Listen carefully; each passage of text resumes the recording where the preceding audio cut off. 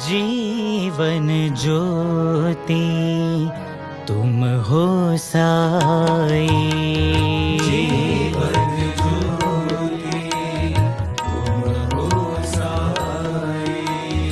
जीवन ज्योति तुम हो साई। जीवन ज्योति तुम हो साई। प्रेम की ज्योत जलाओ साई, प्रेम की ज्योत जलाओ। प्रेम की ज्योत जलाओ साई, प्रेम की ज्योत जलाओ।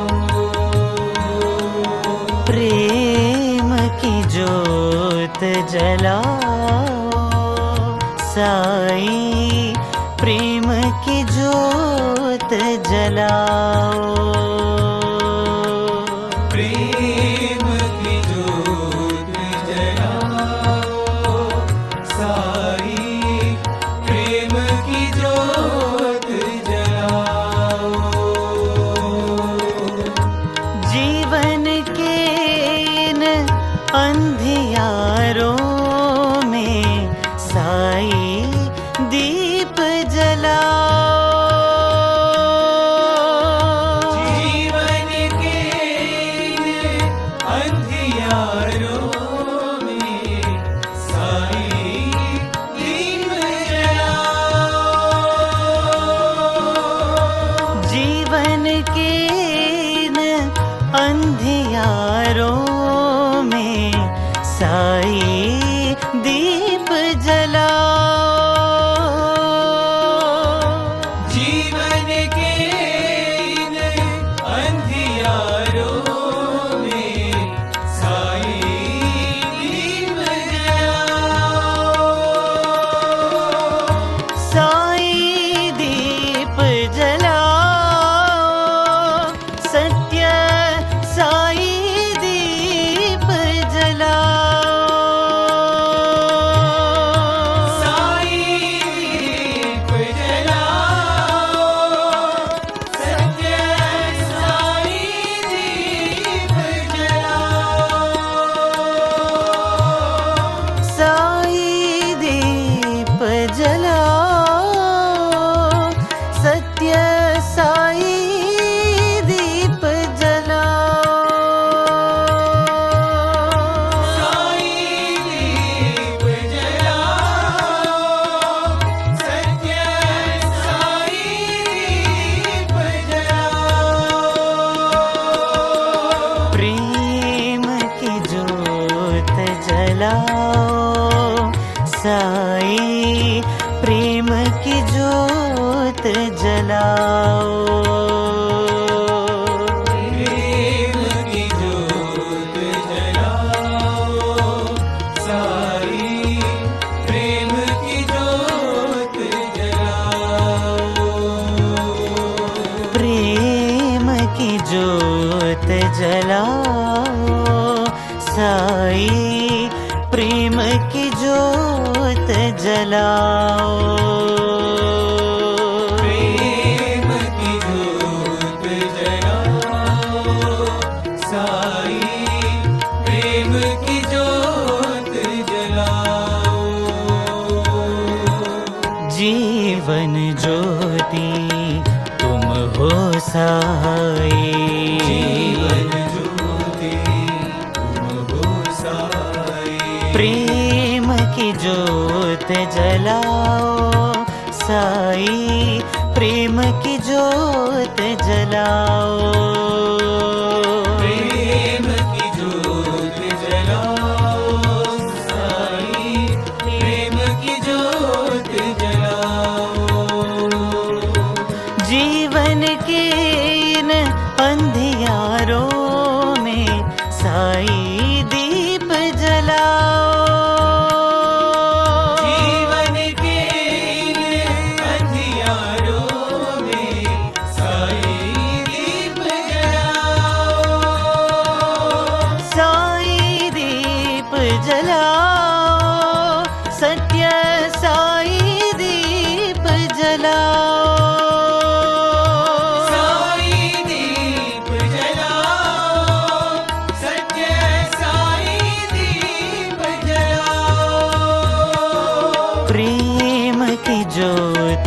जलाओ, साई प्रेम की ज्योत जलाओ, प्रेम की ज्योत जलाओ, साई प्रेम की ज्योत जलाओ, प्रेम की ज्योत जलाओ, साई प्रेम की ज्योत जलाओ, प्रेम की ज्योत जलाओ, साई प्रेम की ज्योत जलाओ,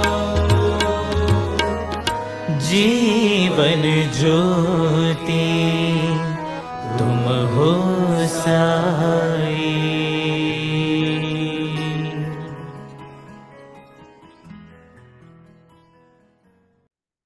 Om Sri Sairam, my humble pranams at the lotus feet of our beloved Bhagavan Sri Sathya Sai Baba.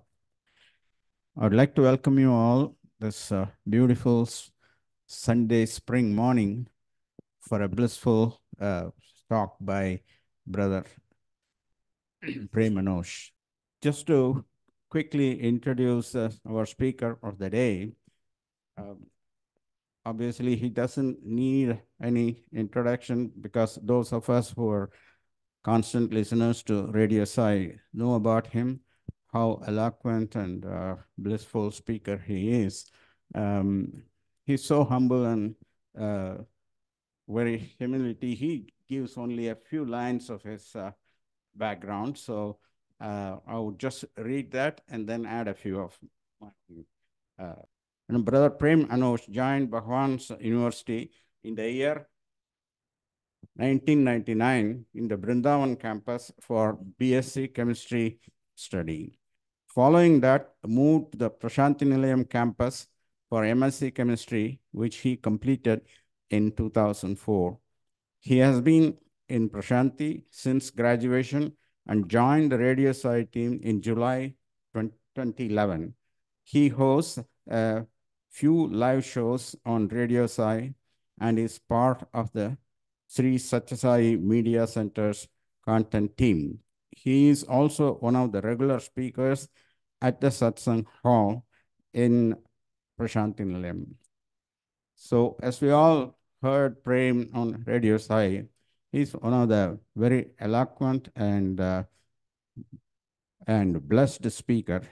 He's in the hands of Swami. He's one of the great instruments spreading the Swami's message in a simpler terms so that we all can not only understand, but follow every step of it in our day-to-day life. That is the essence of today's talk.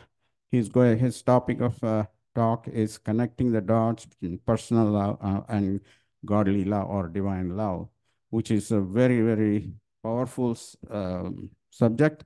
In Sai's sphere, love is the fundamental foundation of the entire organization, entire devotees. So it will definitely benefit from Prem's experiences, sharing some of his interactions with Swami. And with that, with no further ado, I'll turn it over to Brother Anush. Sairam.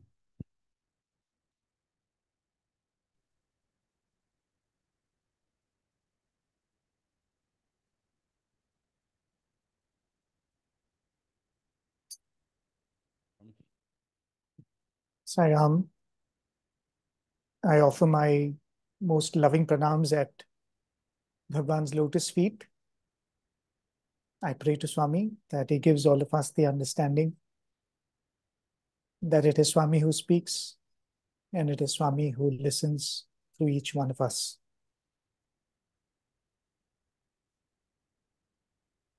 Loving Sairam to all of you, dear sisters, brothers, and elders. Thank you for this opportunity to connect with all of you. And as always, I'm given to being a bit audacious. And the topic that I've chosen is one such.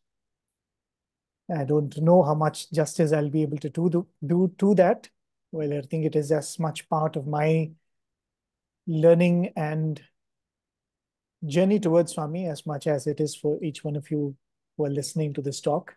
So with the prayer that Swami enlightens all of us through the wisdom that he has blessed all of us with, I'll try to share a few of my thoughts on this. Let's see how it goes, because there is so much to say, and even as I'm going through this theme, let's see what Swami wants us to muse about today. I'd like to begin with a very beautiful story, a very beautiful anecdote that was shared by one of the students who studied in Swami's college in the early years of the Brindavan campus. Or in fact, it was not yet the Brindavan campus of the institute. It was still the Arts and Science College. Swami had not yet moved to the beautiful Trai Brindavan. Swami was living then in what now we fondly refer to as the old bungalow. So this was a property that Swami had bought. So Swami used to live there. The students of that era have very beautiful memories of this building and the time they spent with Swami. Many of them would fondly recollect how even when they were all supposed to be in the university, in the college attending classes, they would sneak away and hang around in the gardens of this old bungalow, hoping to catch a glimpse of Swami. And there were many, many places where they would have beautiful darshans of Swami. There used to be a common area where Swami would come and meet the students. There would be an interview room. There would be a safe room, the dining hall, the garden, so many places, each one filled with can't put in words how beautiful and enchanting those experiences were. One such unique place where the students used to have darshan was a particular window which was just beside the stairs of the building that Swami would take to come from his room in the first floor to the common area in the ground floor. So there were about 2 or 3 windows which were beside this flight of stairs. The reason why they would really love to stand there is that's perhaps the closest you can get to Swami. It was just a grilled window which was between Swami and the students who were on the other side. So they all would stand there waiting for Swami to come down. And many times Swami would stop there, make eye contact with the students there, or make a funny expression and try to make them laugh or say something. So the students would look forward to this opportunity to, stand there and have Swami's darshan. One such time when the student who narrated the story was standing there waiting for Swami's darshan, and you can imagine how precious that real estate of that window was. Everybody would be peering through that window, and there would be faces filled across that window. And as Swami would come, Swami would look at all of them. Talking of windows and precious real estate, just aside, Professor Kasturi narrates of how when he was living in Prashanti Nilayam, in those days, East Prashanti was the only block that was there. He could actually see Swami's room from his room through the window. He could have Swami's darshan even before he could come down through that window.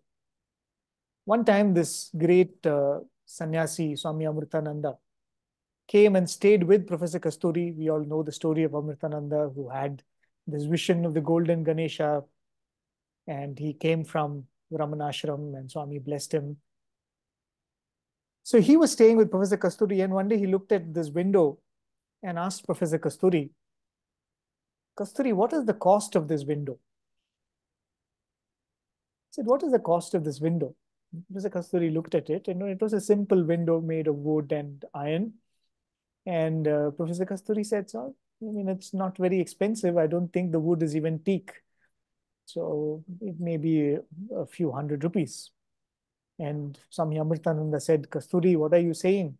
This is the most precious window in the whole world, because looking through it, you can look at God." And he used the word, if I'm getting it right, Kanakana Kindi. It is supposed to be the window through which Kanakadasa had the darshan of Vithala.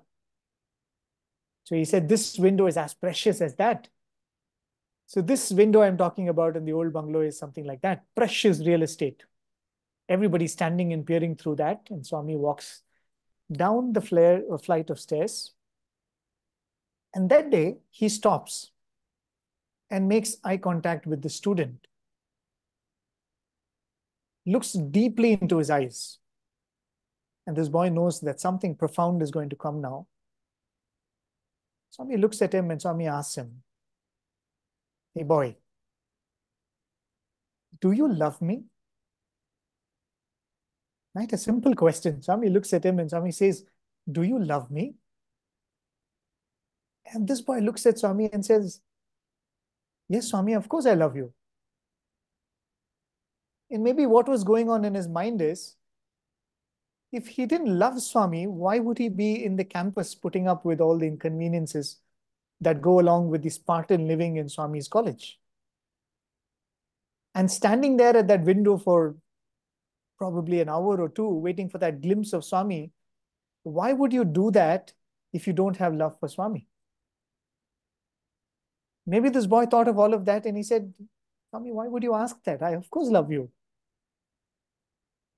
Swami looks at him and Swami says, all lies. You don't love me. And this boy was surprised. And then Swami said, if you really love me, if you truly love me, you will not even be aware that you love Swami. Swami said, you will be so lost in that love that you will not even be aware that you love Swami. What a beautiful and profound exchange. And whenever I recollect this episode, I don't have the courage to say that I love Swami. I don't have the audacity to claim that I have loved him. When I completed my education, and like many others, I wanted to continue to stay in Prasanthi Nilayam and serve Swami in any capacity that he chose. We wanted to extend this period of being in Swami's presence. So a lot of people would come and ask the likes of me. They've asked me a couple of times, or made this remark a few times, saying that you must have a lot of love for Swami, that you've chosen to stay back and continue to live and serve in Prasanthi Nilayam. And whenever this remark was made, I would quickly think and contemplate about it. And the answer that I would get for myself is, well, when I came to Swami as a teenager, right, as all teenagers do, I had a lot of aspirations of what I have to do with my life with regards to career and what am I going to try and achieve in this life, where I will be living, the lifestyle that I would pursue, and all of that, right? All of us individuals have our own aspirations. When I came to Swami and when I had this greatest opportunity of living in Swami's presence, I thought to myself that this is what I want to do all my life.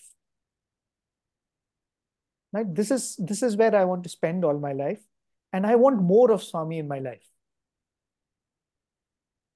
Now, when I look back and ask myself, was it out of love for Swami? Or was it out of love for myself? Because I love myself so much, I wanted to treat myself with this grand opportunity of living with Swami. Isn't that a fair assessment of the thinking that was going through our minds?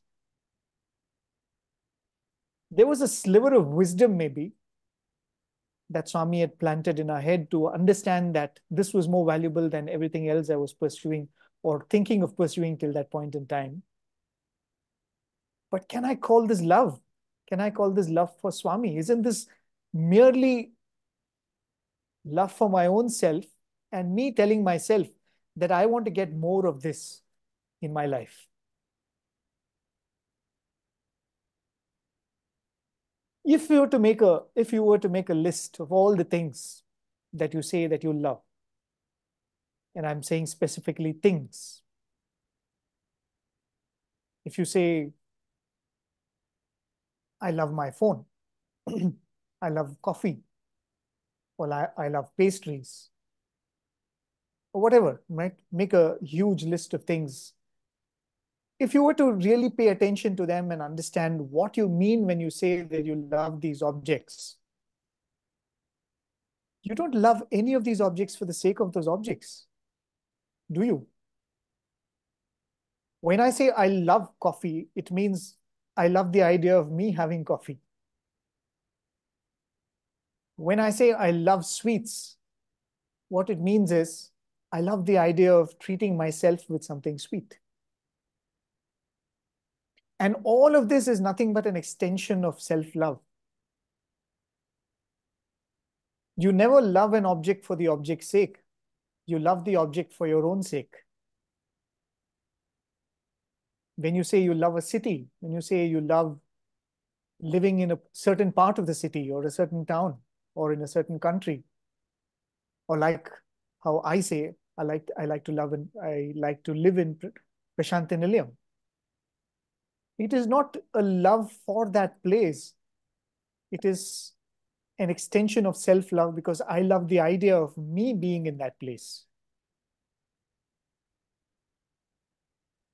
And this is precisely what Swami says. That we don't realize this, but every form of love that we express in our life today is nothing but selfish love or self-love. And Swami refers to this as Swartha Prema. This is nothing but self-centered love. Now, this love, as I said, make a list of things that you love. If the object of our love becomes a person, then this love becomes a little more complicated. Right? If the object of our love becomes a person who has his or her own likes and dislikes and feeling, then this love becomes a little more complicated now. Because it is not just about what I like doing or what I like to gather around myself, but it also becomes what that person likes to do. So let us not kid ourselves to think that that becomes selfless love. It still is selfish love, but it's just that selfish love becomes a little more complicated. Because if I love a person, and if I want what that person likes in their life, isn't it because I want that person to be happy? Because if that person is unhappy, it hurts me.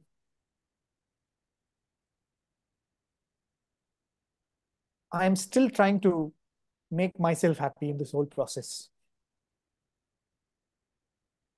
Right? My life has become a little more complicated now that I have people around, they have their own likes and dislikes, and I want all of them to be happy getting what they like in their life so that I can be happy. But nevertheless, in this process, you move a little away from your own likes and dislikes, your own feelings, a little less obsessed with ourselves. Swami refers to this second kind of love as Anyonya Prema. Right? First is Swartha Prema, totally selfish. The second is Anyonya Prema, where you make space for the other person too. But still, the love is pretty much selfish or self-centered, you could say. But we've moved a little more from being completely obsessed with ourselves. This Anyonya Prema, Swami says, gives us the opportunity to expand our heart from leading a completely materialistic or completely animal existence. When you come into this human kind of life, where you have a family, you have friends around you, where the welfare of the people around you, even if they're not related to me directly, becomes important to me, this process begins to expand my heart. In other words, when you say Swartha Prema, it only means me with this body and mind, right? With this body, with his mind completely focused on this body. What makes this body comfortable is important to me. What makes this body happy is important to me. What gives solace and what gives satisfaction to this body is what I'm going to be after. That is Swartha Prema. But in this Anyonya Prema, what Swami says is, now this idea of self starts expanding. Now, when I say myself, it means my family too. When I say myself, it means my circle of friends. When I say myself, sometimes it can expand as much as to include my whole country. And that's what we refer to as patriotism. Or the concept of my community or my people or my caste or my religion. All of this is a slow expansion of this idea of what I call this self. But still, Anyonya Prema is very limited. And now if you look at it, it becomes even more limited in the modern world. What happens with mutual love? I let somebody into my life, and in this process of Anyonya Prema, I start accommodating their likes and dislikes into my life. But at some point, there will be a friction between my personality and theirs. And the first thing that we do in the modern context is we exercise our choice. Right? We let go of that person and we find another suitable person to make us happy. We let go of this person to find another person to enable us to love ourselves. So even in this Anyonya Prema, when we start practicing more of this concept of choice and freedom, we are restricting our ability to expand our hearts. And that's what's precisely happening in the modern context. Be it parents, be it spouses, be it friends, be it colleagues, we are constantly exercising our choice to choose who we will have in our life. And in the process, we only enhance Swartha Prema and we cannot even graduate to this Anyonya Prema where there is an expansion of the heart. Now, the most important thing when we are congregated here in the Sai Center and you are listening to a speaker from Prashantanilayam, we are looking at one specific kind of love, not merely any worldly form of love that we're all used to. Of course, that is so important, and that's why I dwelt so deeply in that. But we all are interested in this love for God, isn't it? Now, let us talk about love for God. And as I said, it still starts with Swartha Prema. When we all came to Swami, we wanted more of Swami. We wanted to spend more time with Swami. We want Swami in our lives.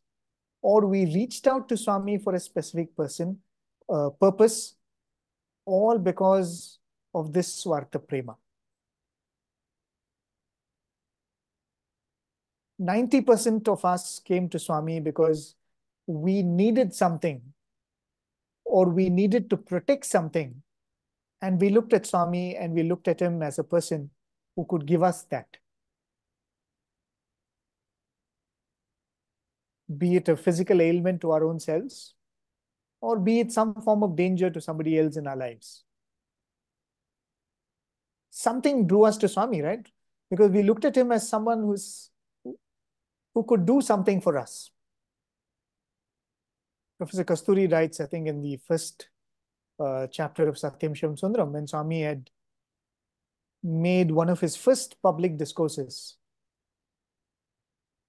I think it was Swami was traveling in the towns of Karur, roundabouts of that place. And during one of the public gatherings, Swami picked up a boy from the crowd who was born deaf and dumb. And in front of the entire crowd, Swami made this boy speak. Right? Swami performed that miracle in front of the whole gathering. And Professor Kasturi says the next day, in front of the home where Swami was staying, was a line of people who were deaf and dumb, who all had come for the same cure. And Professor Kasturi, writes, let's see, that's how limited our understanding is. Because Swami had performed a miracle of curing a boy who could not speak, the whole town thought that this was Swami's specialization. They did not think that he who can cure this ailment can do anything. They did not look at him as the Kalpavriksha who can grant them whatever they seek. So in that manner, we all came to Swami because either we were going through something. I came to Swami because, I needed education. Or somebody comes to Swami because someone in their life was suffering from something and they came to Swami. We have spoken to a lot of devotees who came to Swami because they wanted a transfer in their jobs. We spoke to a lot of people who came to Swami because they wanted something to go on better in their business. We've spoken to people from the film industry who came to Swami because their films were not doing well. All of this is an extension of that Swartha Prema.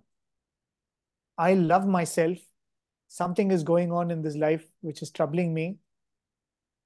And I've come to Swami to secure these things that I love.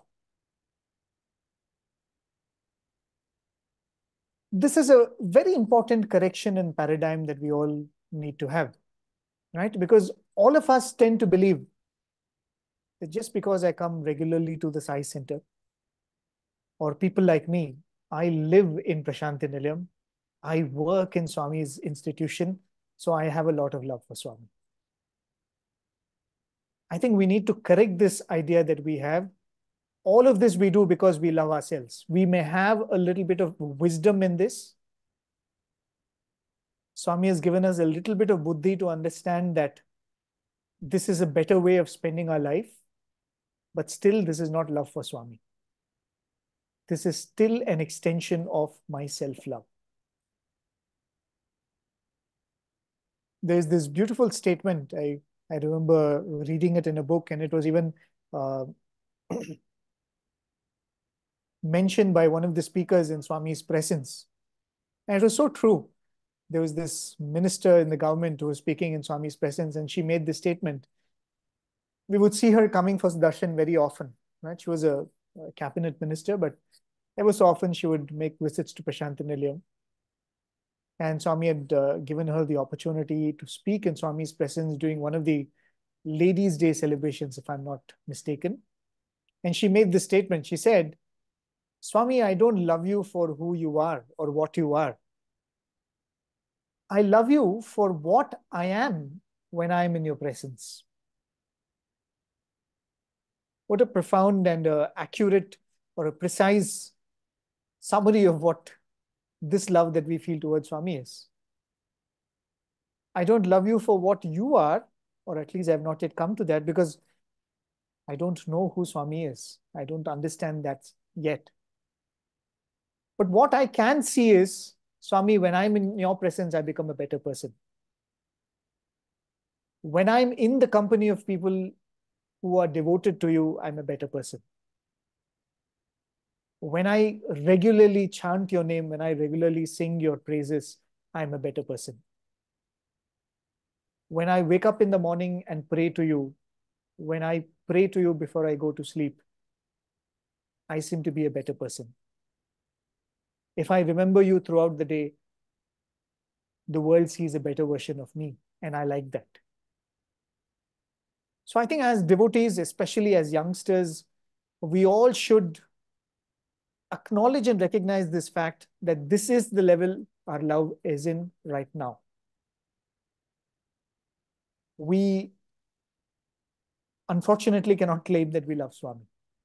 But this is not to say that this is very less, because this is itself a blessing that Swami has given us.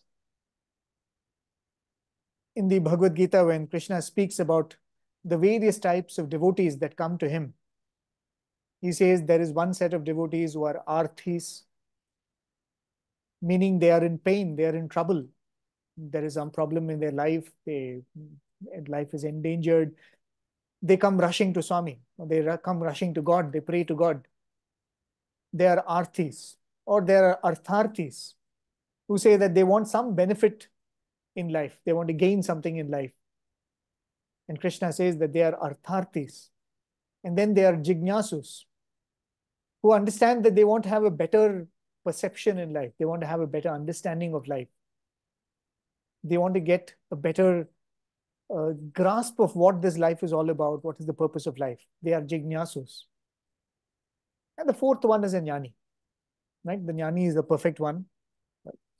Let's forget about him or her for some time, because we are somewhere in between the three, artha, artharthi, and jignasu, either one of them or a combination of all these three. So the moment we say artha, artharthi, jignasu, and jnani, I mean, as devotees, we will say that, oh, I don't want to be an arthi. I don't want to be that lower devotee, because we think less of that lowest rung of devotee, right? But in the Gita, Krishna says that after living many, many lifetimes righteously, after living a life of a good human being for many, many lifetimes, when you are in trouble, when you are in crisis, you turn to God. Which means even to be an arthi, even to have something going wrong in your life and thinking of God as a solution, is a blessing that comes to us after many, many lifetimes of righteous living. So it is not a lesser thing in any stretch of imagination. Right? After many lifetimes, you come to a stage of an arthi. And then Krishna says, and then Swami beautifully explains in the Gita Vahini, how slowly, over many, many lifetimes, from arthi, artharthi, right? Artharthi is, you think that you come to Swami only for money. You think you come to Swami only for benefits in the world. No, the wisdom has set in that after I put in all my efforts, I still need God's grace to achieve what I want. That comes with a lot of maturity. That's the state of an artharthi. And similarly, when you go to a stage of a jignasu, you transcend the need to fill your life only with material benefits. You graduate to the level of the intellect, where you know that I need understanding to find solace in life, not merely objects. So this transition happens over many, many lifetimes, and it all happens through devotion, right? And what happens in the level of a jnani, we'll come to that.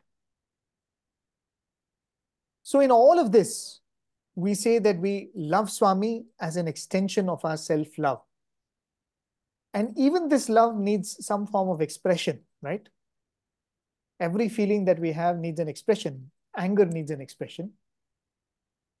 Disappointment needs an expression. Kindness and compassion needs expression. Similarly, however subtle this emotion of love is, it also needs expression.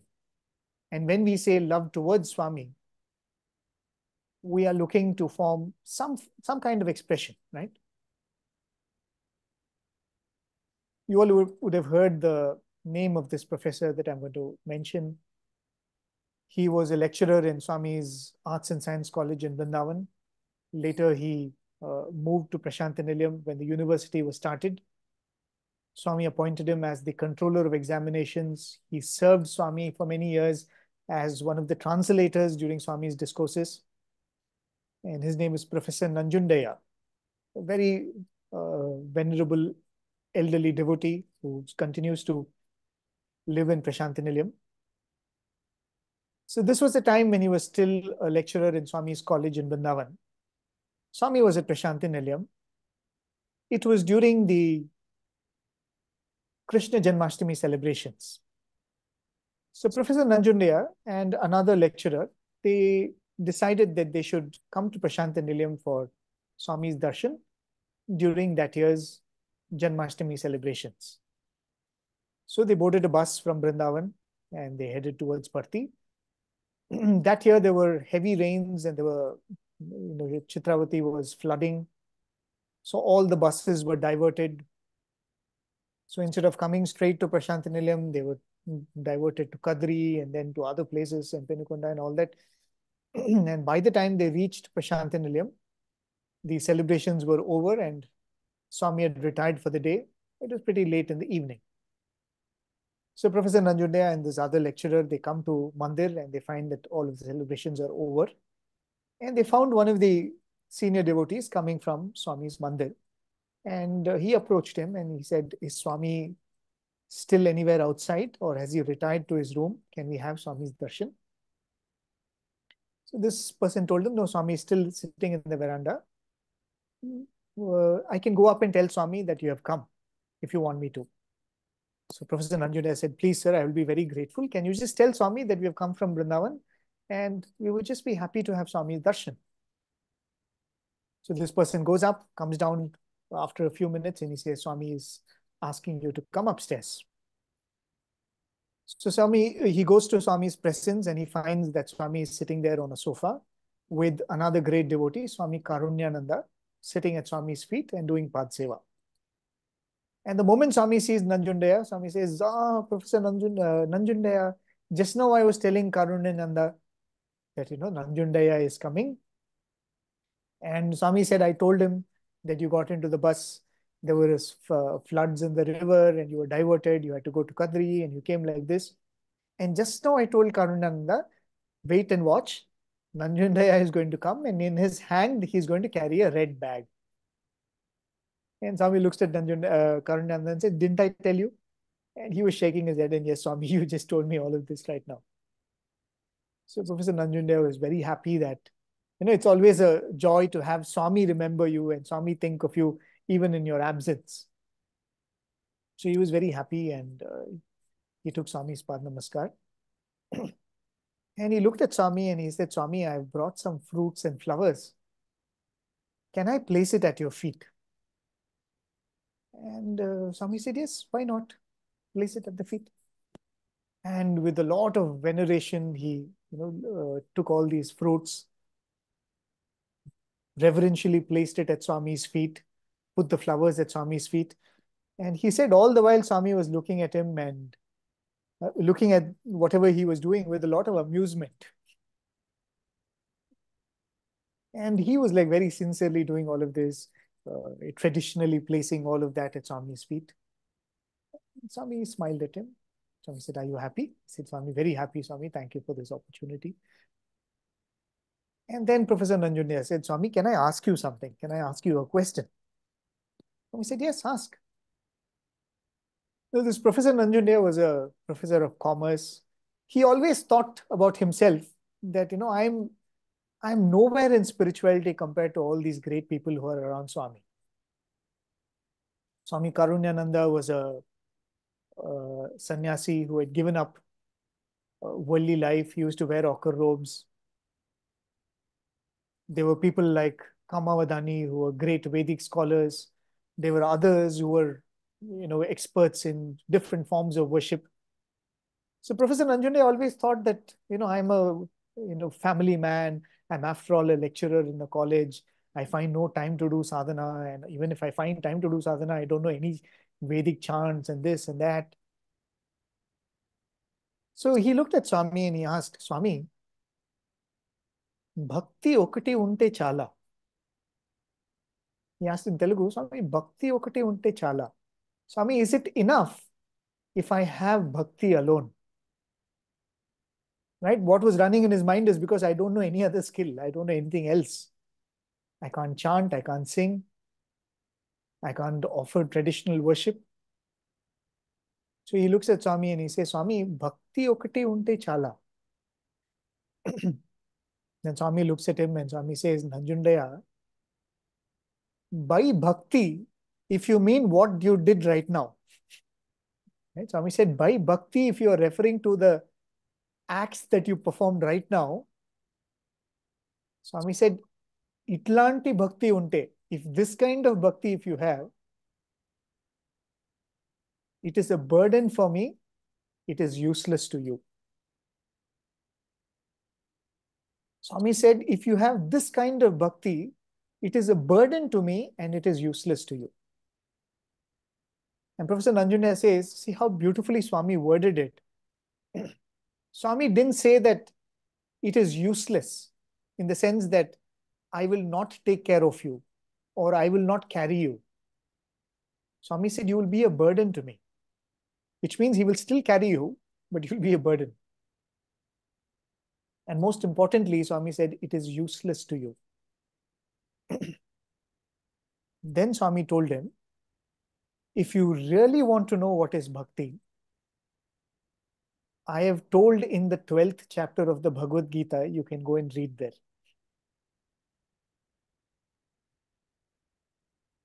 This is actually pretty unlike Swami, right? Because I always used to be fascinated as a speaker or as having interacted with a lot of speakers and a lot of writers. If you ask me anything, if you ask me any question relating to something that I've spoken earlier, there will always be this tendency to say, you know what, I've spoken about this in this talk. It is there in YouTube. I'll send you a link. You listen to it. Right? Or you'll say, you know, I've written about this in a blog post. I've written about this in an article, or in this chapter of the book I've written, it is there. You can go and read there. Have you ever heard Swami telling in a discourse that I've written about this in this particular Vahini, you can go and read there? Or has he ever told that I've spoken about this in last year's Guru Purnima, you can listen to it there? Because in all his love, with all his compassion, if he had to repeat something 1,000 times, he repeated it for us. Right? That was his love, really. I mean, he did not tire telling us any number of times we needed. And he will not tire to come to each one of us even today and repeat it 100 times if that's how we will learn. Right? So it was in that sense pretty unlike of Swami to tell that I've already told Krishna, you go and read that up. But I think it was for a very specific reason Swami directed him towards that chapter, what is referred to as Bhakti Yoga in the Bhagavad Gita. Because the way the Bhakti Yoga comes about, I always think of this and I'm really fascinated. As I told you, our love right now is only Swartha Prema, or an extension of Swartha Prema, which we comfortably refer to as Bhakti. And we want some form of expression for this Bhakti. So what do? We do things that we like to do and we offer it to Swami. What is the prasadam that we make and offer to Swami?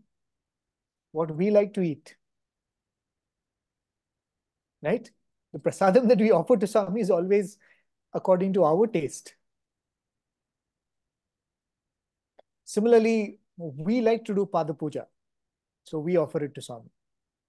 We like to offer garlands to Swami. We like to make flower bouquets and place it for Swami. We like to deck up the altar. Everything that we do in the name of offering an expression of bhakti is nothing but what we like to do. In the 10th chapter or the 11th chapter. I'm just recalling from my memory. Krishna says this very beautiful thing. He says, what should you offer to me? What can you offer to God? And in that he says, Yat tashnasi, yat juhosi, yat karoshi, tad kuru madarpanam, right? He makes a long list and says, tad kuru madarpanam, which means whatever you eat, whatever you like to do as puja, however you like to live, whatever you do as your profession, tat kuru madarpanam. That itself you make it an offering to me. Which means Krishna is saying, start with what you like to do. Start with what you already are doing and make it an offering to me. Swami, I like to sing. Well and good. Make that an offering to me. Swami, I like to dance. Fair enough. Dance and offer it to me. Swami, I like to write poems. Swami said, wow, why not? Write poems and offer it to me.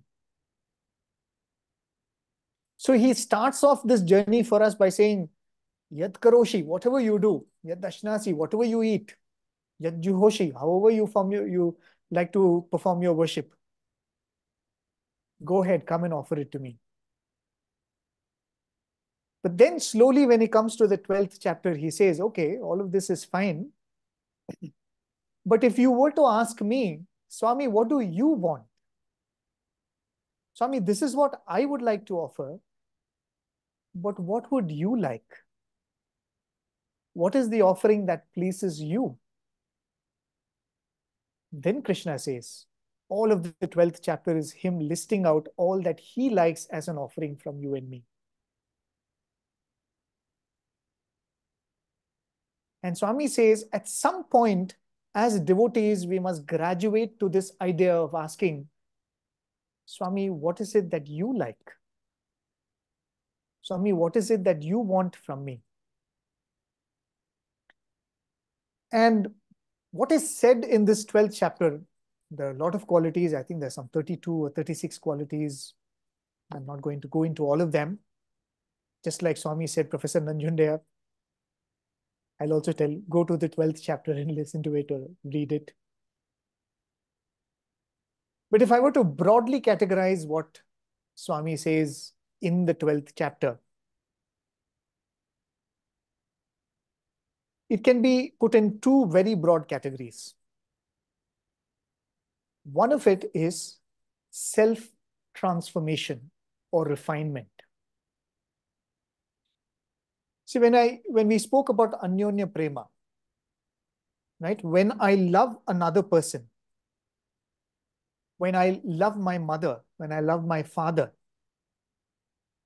I try to become accommodating of their likes and dislikes, isn't it? Left alone, I might not do a certain thing, but sometimes I do it because, yeah, maybe my mother likes it. Doing this will make my father happy. Or my wife or my husband likes it when I do it this way. A lot of things we change in ourselves to accommodate the likes and dislikes of the other person, isn't it? Similarly, in this journey of love, perfecting this love for Swami, at some point we will look at Swami and Swami's stories and the very many experiences that devotees have had, interactions that they've had with Swami, the conversations that students have had with Swami. What is the point of listening to all of this? Right? Because all of this is in the past. None of this is actually going to happen right now. Swami is not sitting there in Mandir for me to go and please him and see that he's been pleased with me. So is it futile to go on listening to all of these experiences of many devotees? Not at all. Because in all of this, what we are trying to do is trying to understand what is it that Swami likes so that I can do that in my life. Because now that I love him, I have to accommodate him in my life. What he likes becomes important to me, right? And that is Anyonya Prema. And in this process, what we will do is, because He is not like any other that we have found in our life. Swami is not like any other individual for whom we have developed love in this life. Swami is the very embodiment of perfection, of selflessness, of absolute love. Which means, in this process of me trying to change myself to please Swami, the one who benefits is not Swami but me. Because he's absolutely selfless. Nothing that he wants me to do is for him. Nothing that he asks me to change in my life, he is going to benefit out of it. Because he's perfect. He doesn't need anything from me to make him happy. So in this journey of me trying to please him, what I'm trying to do is make small changes in my life, and the one who benefits from those changes is me. I was once talking to a very senior devotee who was in Swami's presence in the early 60s. He was telling us about some of these things that Swami tells all his devotees to follow. Simple disciplines like not smoking, not drinking, being vegetarian.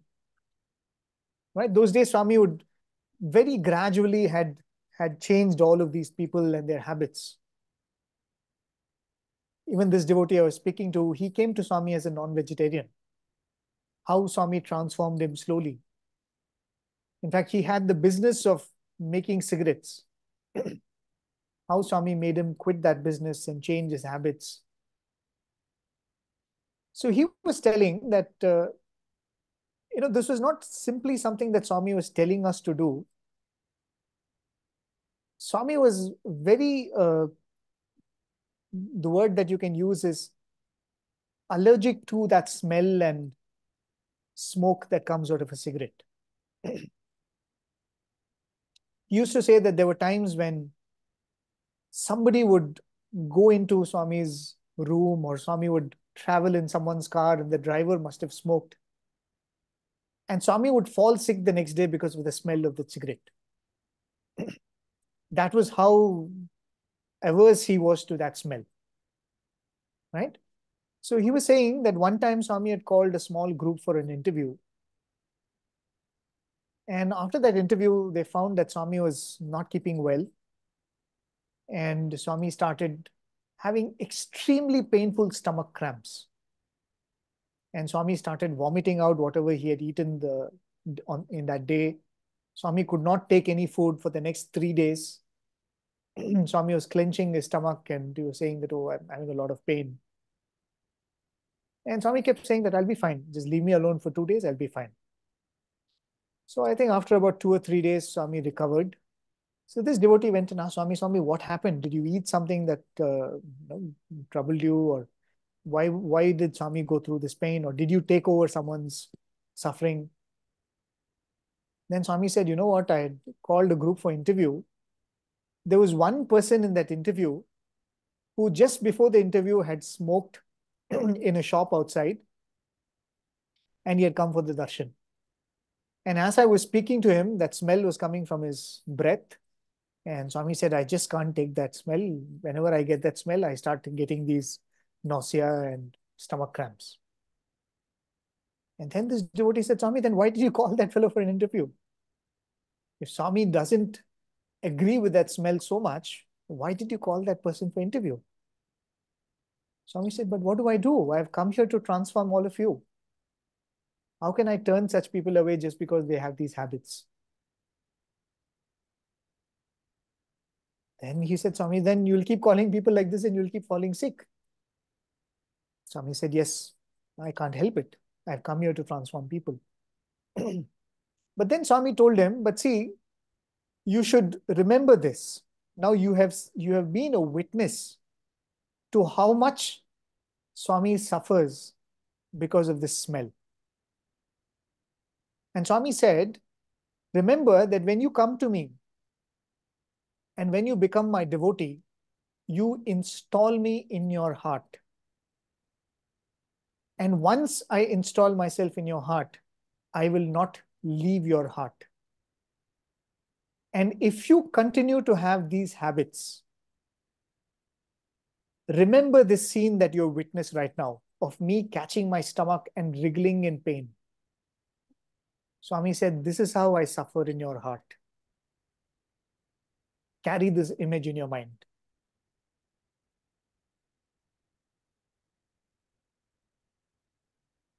We all are given to philosophy, right? We tend to brush aside some of these examples, and I'm sure it may be occurring to some of you even as I'm saying this. How can Swami suffer like that? Swami is beyond the body. Swami has no likes and dislikes. Isn't Swami beyond all of these simple things? I mean, this is like humanizing Swami. Well, it is humanizing Swami. That is what an avatar is all about. Isn't it? The idea of an avatar is humanizing that supreme divine aspect. Swami says, Daiva Prajnato Bhatuka Jiva Prajna. Who is an avatar? He comes mixed with divine consciousness and human consciousness. Jiva Prajna. And what is that human consciousness? It is nothing but likes and dislikes. Swami puts on this garb of likes and dislikes, which he doesn't have because he is beyond, he's Dvandva Tita. There is no likes and dislikes, hatred and love for him. But when he comes in a human form, he puts on these likes and dislikes. He says, I like it if you live your life in this manner. I like it if you perform worship in this manner. I like it if you sing bhajans in this manner.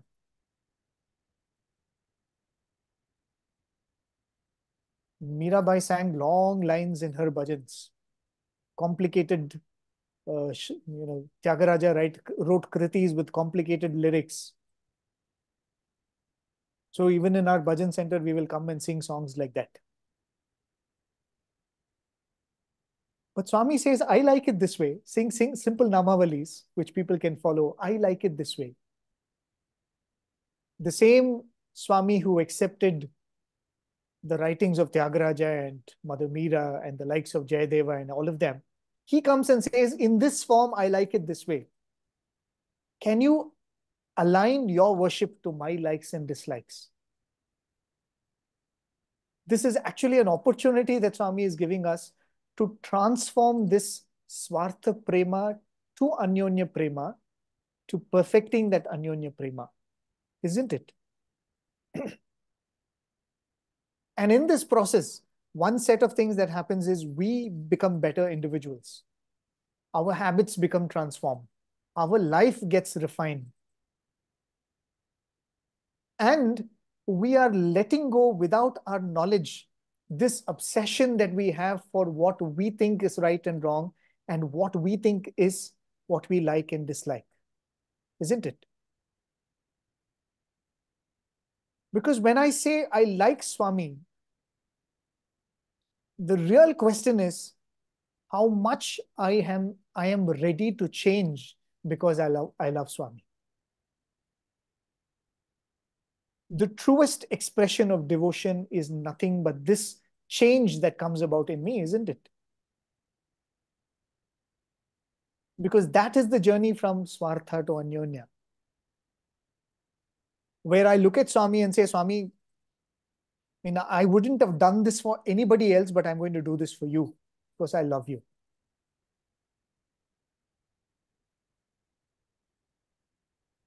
There are a lot of people who have done that. Habits which cannot be quit. Addictions that are impossible to let go of. Devotees have overcome all of this because they felt that, Swami, I will not do this for anybody else, but for you, I am ready to let this go. So in this journey, in whatever Krishna says, offer to me, one set of offerings that he asks is this: self-transformation. The next set of change, the next set of offerings that he asks is, this is the more complicated one, or this is the real deal, if I could put it that way.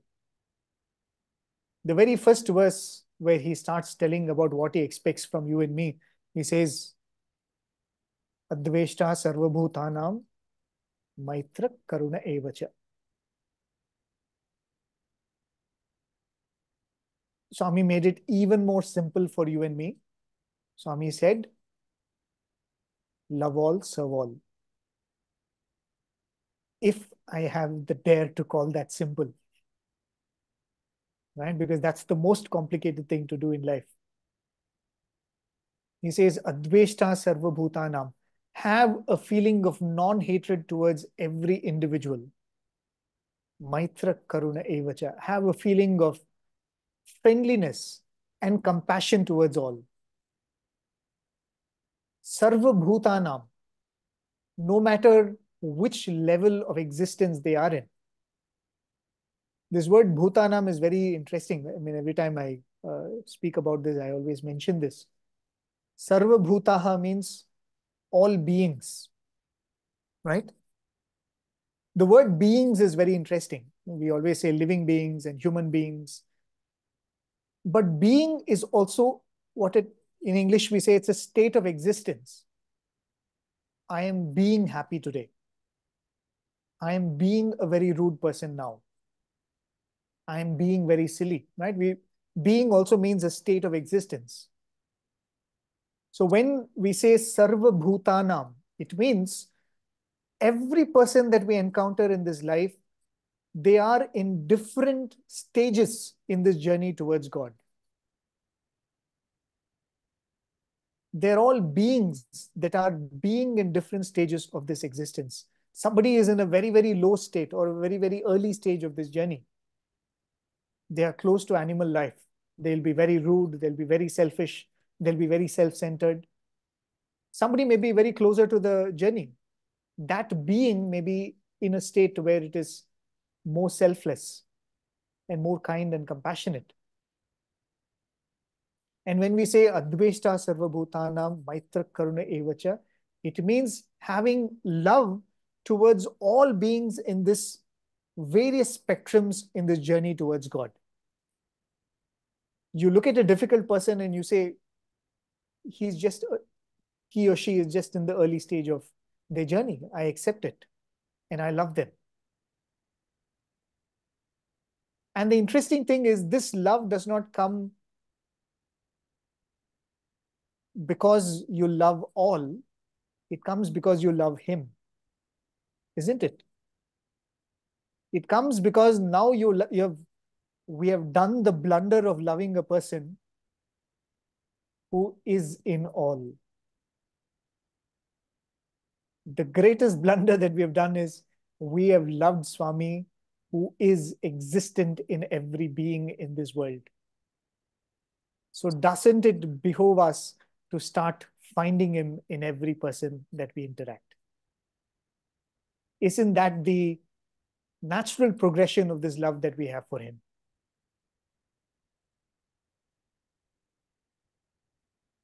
I was telling you about the 4 stages of the devotee, Artha, Artharthi, Jignasu, and Jnani. Talking about the state the Jnani is in the Bhagavad Gita, Krishna says that he can be described, or this Jnani can be described as a person with the attitude Vasudeva Sarvamiti. Right? And Swami in the Gita Vahini very beautifully explains that this is almost like a mantra. The name Vasudeva actually means the son of Vasudeva. Vasudeva is Krishna's father, right? Son of Vasudeva is called Vasudeva. But then Swami says, but the name Vasudeva also means another thing. It means he who is the Vasa, that Deva, that Lord who is the Vasa of all beings. So when you say Vasudeva Sarvamiti, Vasudeva Sarvamiti, it means that you now understand that the Lord that I love is in every being, so every being has to be loved. And that's the trick, right? And when we start doing that, Swami says you start graduating from Swartha Prema, the self-centered love, Anyonya Prema, where the same self-centered love becomes a little more broader, to Parartha Prema, where you start now loving the Para, that transcendental. Why is he the transcendental? Because he transcends all names and forms, likes and dislikes. Everything that is related to the physical.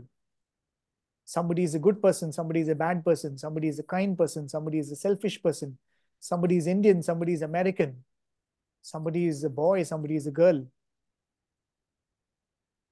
He is para. He is beyond all of these distinctions that we come up with. And when you start loving him as that absolute in every being that we encounter, then this Anyonya Prema becomes Parartha Prema. I always talk about this beautiful transformation that happens. Before I go into that, how much more time can I take? 5-10 minutes, is that okay? We have about 15 minutes, brother. Yeah, sure. Thank you. I always love recollecting this journey of this great devotee of Lord Vithala. His name is, you all must have heard, Namdev, right? Now, Namdev is supposed to be so focused on this form of God, of Lord Vithala, and he strikes this beautiful relationship with Vithala, where he becomes like a dear friend to Vithala. And he can go into the temple of Vithala, and Vithala manifests in front of him. And he keeps pouring out all his problems. Vithala comes to his rescue. And they have this lovely Sakhya Bhakti going on. So one time the story goes that Namdev is invited to a conclave of saints. And Namdev had contemporaries like Jnaneshwar, Sopan, Muktabai, Savli, Vitoba Kesar. There was one devotee who was actually a gardener, Savta Mali. There was one devotee who was a potter, Gora Kumbhar. So all of them come together, congregate. They want to have a satsang. So they invite Namdev also, because they know that Namdev is also a very saintly person. So when all of them gather together, one of them looks at Gora Kumbhar and tells him that you are a potter. And here we are all like pots. Can you examine each one of us and see if we are all well baked?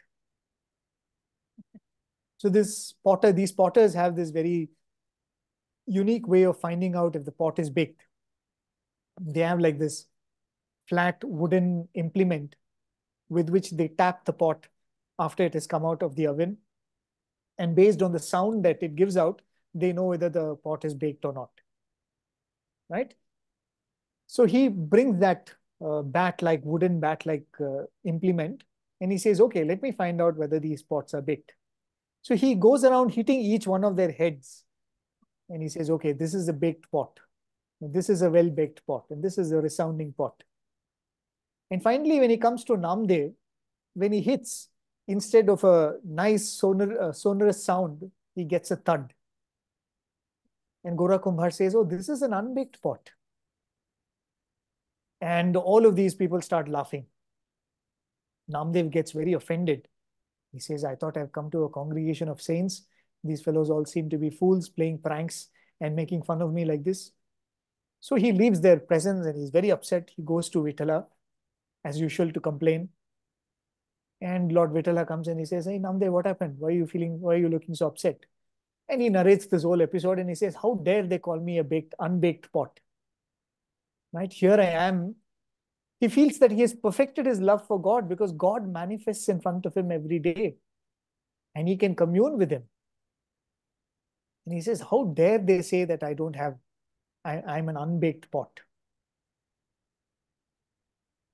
And Vitala looks at him with all compassion and love and he says, Namdev, what they say is true. You are an unbaked pot. He says, you are an unbaked pot. And Vitala says, Namdev says, Vitala, even you have joined them. I thought you were by my side. I thought you are my best friend. And Namdev is deeply hurt.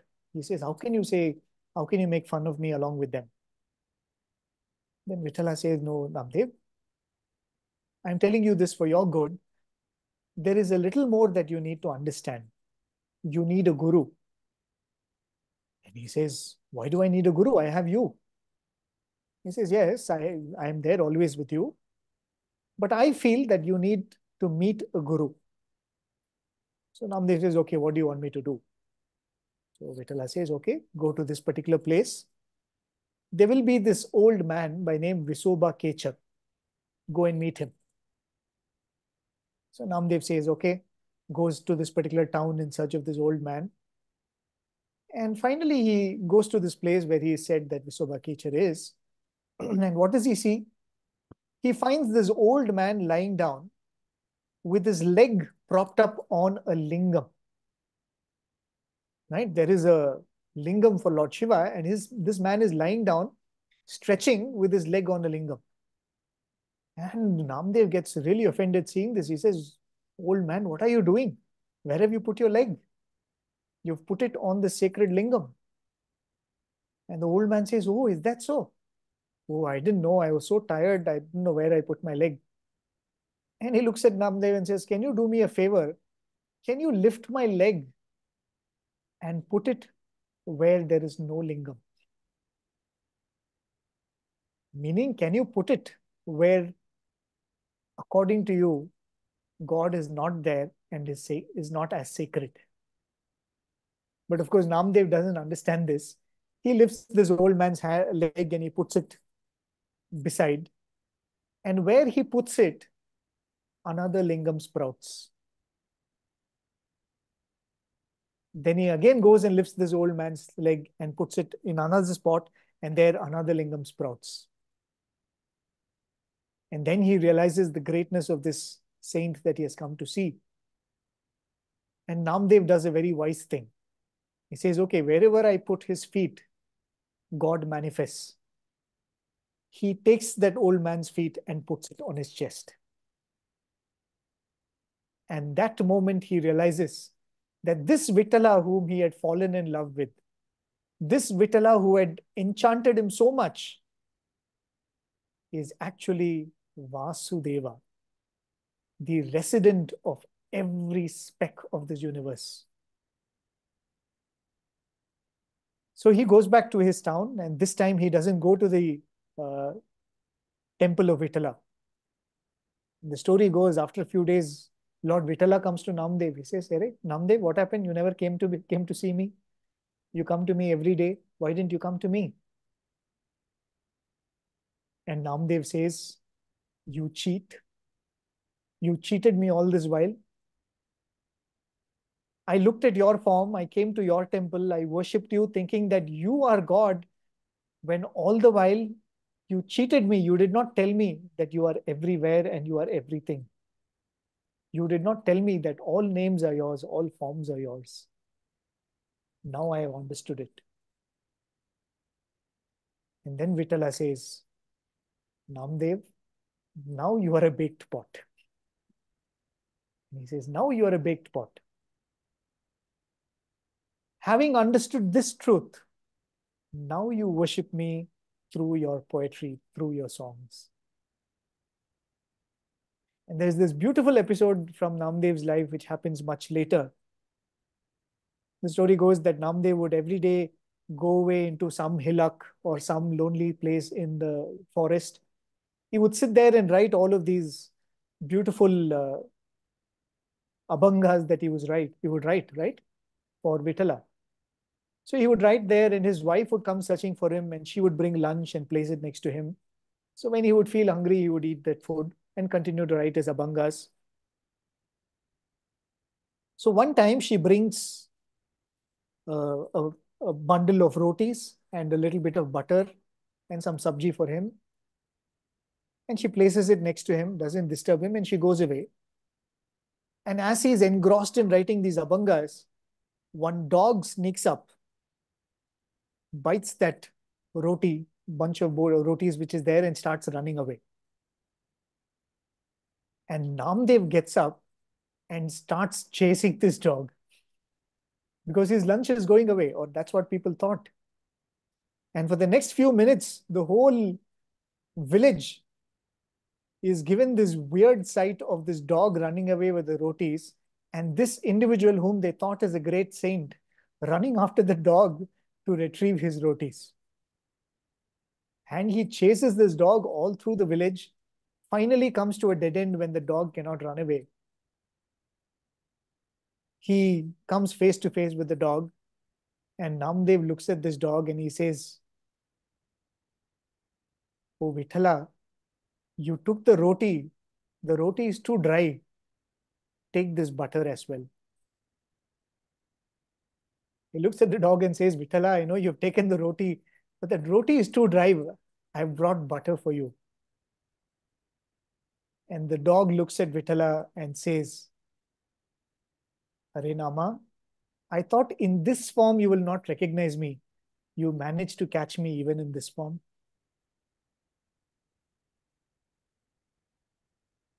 That is the journey that Swami is leading us all to, isn't it? From Swartha Prema to Anyonya Prema to that Parartha Prema where we can look at Swami and say, "Swami, I know that you are in every form. You are in every name." That act of loving all, that act of finding him in all is the perfection of this love. There is this beautiful verse that comes in the Bhagavad Gita where Krishna says, "Yo mam pashyati sarvatra, sarvam cha mai pashyati." He who sees me everywhere and sees all things in me. Tasyaham na pranashyami, sachame na pranashyati. I am never lost to him or her. That person is never distant from me. Which means we fall so much in love with the Swami. We might have come to him out of Swartha. We might have broadened our heart through Anyonya.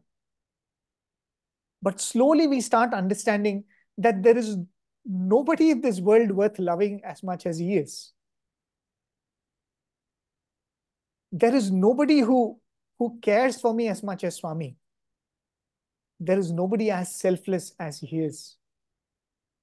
And when we fall so deeply in love with him, this desperation to have him close to us, this desperation not to be far away from him, will lead us to this state where we will find him in everything and every person, isn't it? That is why our journey with Swami has all started with this, Swami would say, chamatkar. Either it's a miracle or it is this excitement of having found Swami.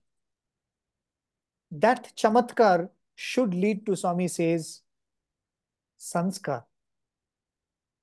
Because I want to show Swami that I love him, I must make changes in my life. I must shed certain things in my personality. What is this personality that we're talking about? Our personality is nothing but a list of my likes and dislikes. If I can manage to make a huge and exhaustive list, a comprehensive list of the things that I like and dislike, I fear and I admire and I crave for, that list is what my personality is. So when I come to Swami, that list should modify, that list should undergo a transformation. I should shed my likes and dislikes and align them to Swami's nature, isn't it? So from chamatkar, from having that delight of having found Swami, we have to capture that through sanskar or transformation. And as I said, we have done the blunder of loving Swami who is in everyone. So this extension of loving Swami will lead us to loving and serving him in everyone around us. And that is the stage of paropakar. And when we are able to move from sanskar to paropakar, Swami says, eventually it is going to lead to sakshatkar. where our love for Swami will be so true, so pure, like Swami told that student, if you truly love me, you will not even be able to say that I love you, because the perfection of this love is in this absence of I. When I truly manifest that love, I do not exist. And when I do not exist, there is no you too, right? I can't even stand in front of Swami and say, I love you, because there is no I, there is no you, there is only love that exists. And I feel this is the most precious journey that Swami is putting us all through. So the next time when we claim that I love Swami, let us really do a self-audit and ask ourselves, do I truly love Swami? Or am I at least progressing towards that true love for Swami? Let this be our self-audit. Let this be our prayer. Let this be our obsession in this lifetime. Having found Swami, let us find him truly, right? We have found him in this name and form that we refer to as Sathya Sai. Let us find him truly in every name and form that we encounter in this life. So with these thoughts, I conclude this sharing of my thoughts. I most humbly place this at Swami's feet. I have all the time. If the time permits you, we can go ahead with a few questions.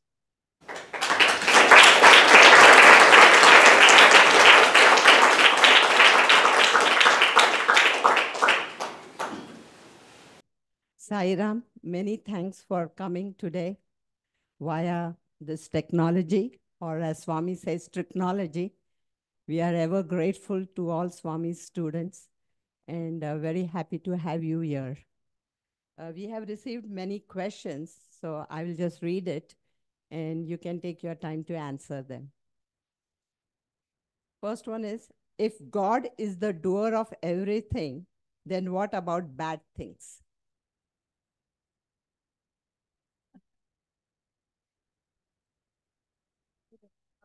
Brother, do you want her to read all the questions first? Sure. How it works for you. Okay. Second question is, how did we distinguish or assess if what we are thinking or doing is from a state of godly love or self-love? Third question is, we are all in our comfortable zone, showing our deep love to our children, family, and friends in our daily life. Could you share a few simple steps we can take to expand this love to all fellow beings and indeed the entire creation? Do you want me to go to the fourth one, or you want to answer the first three? Yeah, I think we'll take the first three. The second one, I guess, more or less is what I explained through the talk. So I think, I hope the talk has answered that. The first one about if Swami is the doer, what about the bad things that happen? It's a very tricky question because it's not logical. It doesn't come from something that you can explain logically. For the inability to do it any other way, think of it as two states of existence or two ways of looking at life itself. One is the what Swami refers to as bhava advaita, right? A state where you believe in non-dualism. In that state of non-dualism, there is no I and God. There is no individual will, there is no divine will, right? In that state, there is no question of an individual having the ability to take any decision on one's own. There's only one will, and that is divine will. The other frame of mind is the frame of mind we all are in, Dvaita Bhavam, right? I think I am separate from you all. I think I'm speaking and you all are listening. Someone is asking the question and I'm answering. In this state, we believe that there is something which is God or divine will, and there is my will. what we are trying to do in spirituality is move from this state of duality to that state of non-dualism, right? That is the progress that we are trying to make mentally in our understanding. But the truth in all of this is, there's only one, there is no two, right? So when we are trying to, in this state of duality that we are living, we are trying to bring that understanding that there is only one, there is no two. We are trying to use a truth that we have not yet acquired through our sadhana. Right? We have been given a piece of information that we could use as we know that that is where I'm going to get to. So a simple way of understanding it is that when you say that everything happens because of God's will, it is not God doing something willfully, right? It's actually a problem in the language, if you ask me. Let's say I have a lamp in my altar here, and I put my finger in the lamp, in the flame. What do we say? We say the fire burnt my finger. The fire didn't come after me to burn my finger. The fire was burning. The fire was doing what its nature was. And when I put my finger in the fire continued to perform its nature. Right? It is not that the fire hated me and it came to burn me, or the fire was upset with me and it burnt me. So when we say everything happens out of Swami's will, it means nothing can happen without the presence of God. There are many, many gadgets here. There is one gadget which is giving me light. There is one gadget which is giving me breeze. There's one gadget which is enabling me to connect with all of you. But none of this is possible without electricity. The electricity has not given you the satsang, right? But without the electricity, there cannot be any satsang here. If any of you there choose to start abusing me, get upset with whatever I've said, it is said, how dare you say that? The electricity is not upset with me. But without the electricity, there was no way I would have been able to know that you were upset with me.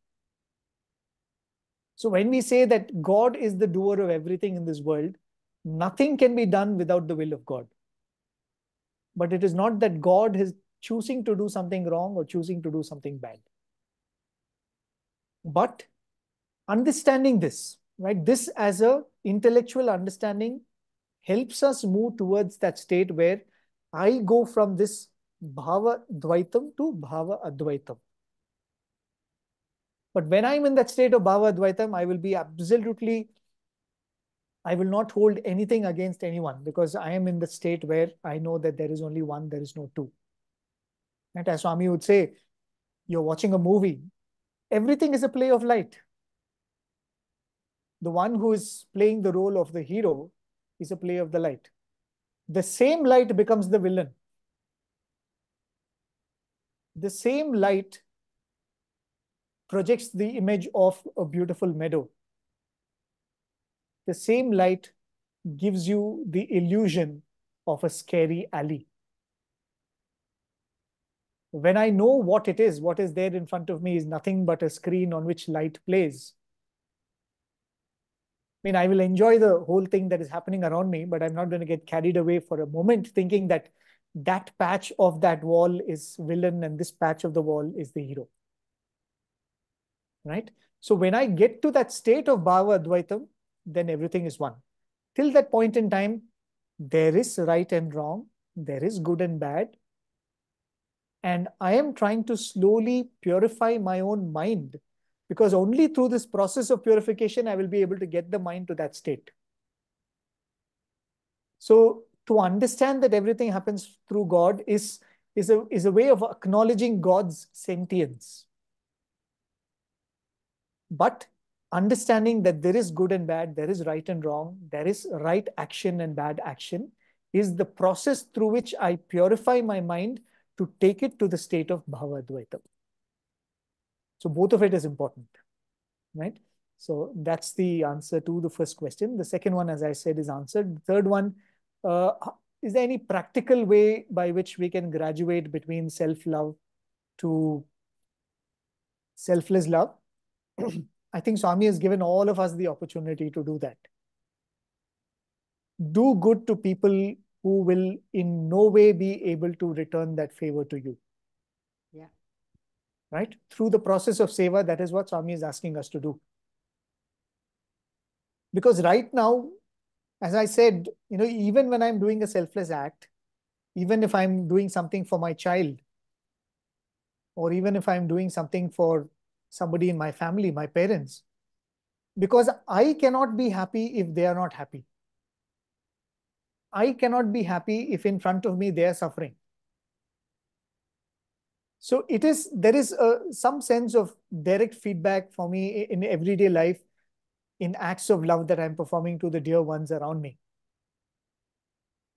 Can we find few more acts that we can indulge in, which we will be doing it purely for the sake of self-satisfaction that does not come from any direct stimuli outside? Right? Because there is also self-satisfaction in that too. But at least it is not directly tied to any physical, for the lack of any better word, kickback. Right? I purely do it for a person, and I just don't care if that person is going to come back to me and give it to me or not. And slowly and surely, this attitude will seep into every aspect of our life. We will find ourselves doing things for our children and our family and our friends with that pure love, without having any expectations whatsoever. Right? This is actually Swami is cheating us into doing this. He's not told us that this is what he's making us do, but this is pretty much he's making us do this. And we just say, oh, no problem, just do a few acts of selfless love. But we don't know that our mind is so porous that what we do in the name of seva without our knowledge is seeping into our everyday life. And if it is not, then we have to be conscious and make sure that it is happening. So I think that's the third. Can we go to the next one, or did I miss any? I can visualize and feel Swami as embodiment of selfless love, as various speakers like you have talked about. His love as that of a mother, father, guru, friends, etc. And he wants us to be always happy. He motivates us to serve, saying that the main beneficiary of service others is not the served, but the one that got the opportunity to serve. Critics of selfless act may say every action is motivated by just one thing, and that is it makes us feel good, and so therefore it is selfless. Is it selfless? Is it selfless? How was Swami explained to you on how we become selfless? Have you experienced true selfless love from anyone besides Swami? I think you covered part of it. Yeah. So, yeah, most of it I have spoken about. But the truth is that, right? Selfless act is a lie that has been sold to us. There is no selfless act at all. But the other beautiful thing about that is, the moment we start recognizing this, actually our journey of self-inquiry begins. There is this beautiful conversation that happens between the great sage Yajnavalkya and his wife Maitreyi, which is documented in the Brihadaranyaka Upanishad. Like the story goes that Yajnavalkya has two wives, Maitreyi and Katyayani, and a point comes in his life where he decides that he wants to renounce all worldly wealth and worldly karmas and go away into the forest. So he calls the two wives and he says, I've taken this decision, I'm going away. So I'm going to distribute the property that I have between the two of you. One wife is very happy because she is a worldly person. But Maitreyi is not a worldly person. She says that if you are letting go of this wealth, then you are going after something that is more precious. So I am not going to be fooled by this wealth that you're going to give me. Give me that which you are pursuing. Right? And so he is very pleased and he gives her this spiritual discourse. And in this discourse, he pretty much says what I told in the beginning of the talk. Yajnavalkya tells Maitreyi, a husband does not love the wife for the wife's sake.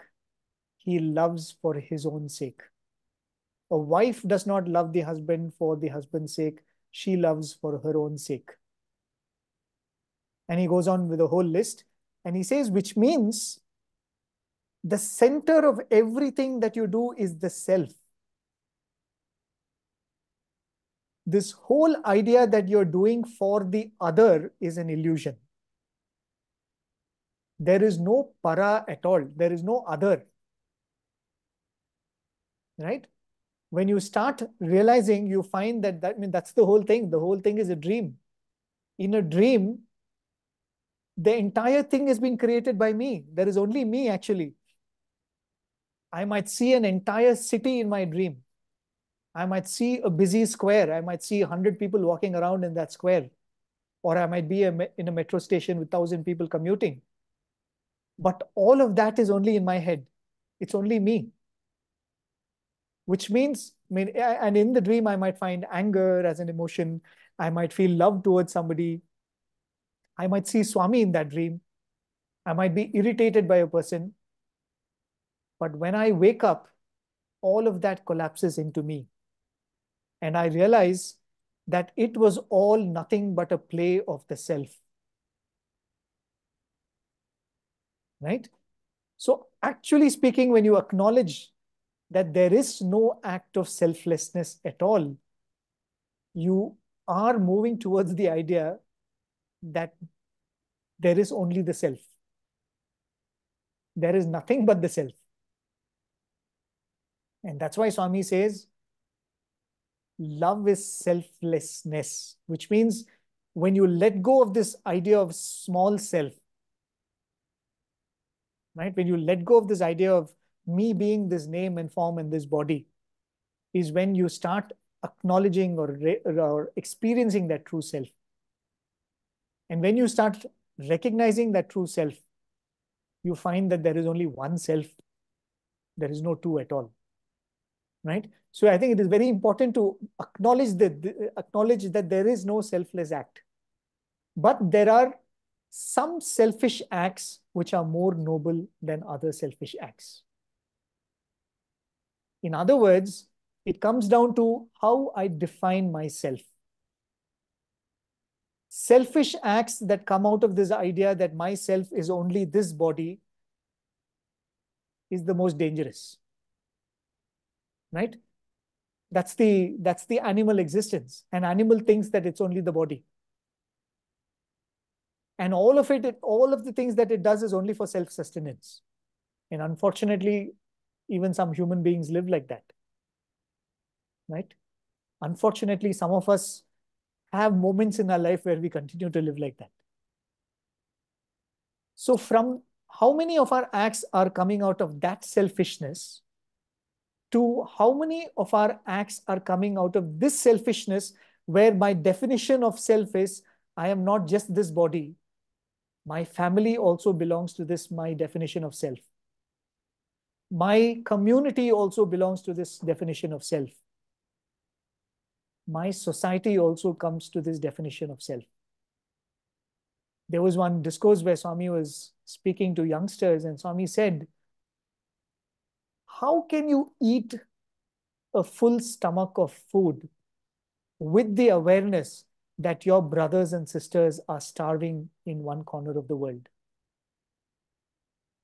How can you continue to splurge on your clothes and on your cosmetics and on your luxuries with this understanding and with this realization that somewhere in some corner of the world, one of your brothers and sisters is sleeping in the cold? No, I find this way of Swami speaking to us, he's not telling, Ayo Papam, go and serve them. Somebody is suffering, go and serve them. Swami is saying, are you not ashamed of yourself? You're not serving them. Which means Swami is asking us to redefine this idea of self. Now myself should include even those people who are distressed and forlorn. Right? So if I go and serve them, yes, there is going to be self-satisfaction. But that self-satisfaction comes from this refined definition of myself. And I think this is the journey that we all have to take baby steps towards. Thank you very much. There's one more question. $1,000,000 question. Do we have really free will?